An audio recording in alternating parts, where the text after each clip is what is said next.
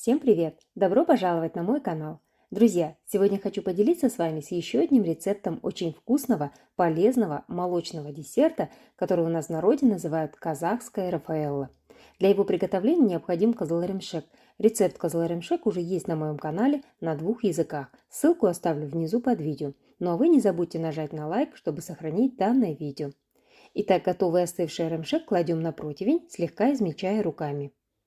Затем отправляем его в заранее разогретую до 140 градусов духовку, режим вверх-вниз на 45-50 минут, периодически перемешивая.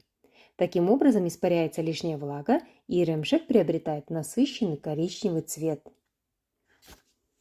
Прошло 50 минут, эремшек подсушился, дольше держать в духовке не советую, так как эремшек может стать совсем сухим, более того, он может пригореть. Даем ему остыть, затем измельчаем его с помощью блендера. Достаточно прокрутить его пару коротких раз. Сильно мелко измельчать не надо. Вот примерно до такого состояния. Теперь смешиваем эремшек с вареной сгущенкой. Важно выбирать сгущенку хорошего качества, иначе рискуете получить нежелаемый вкус. Для данного десерта кызыл-эремшек я готовила из 3 литров молока и 800 грамм кефира.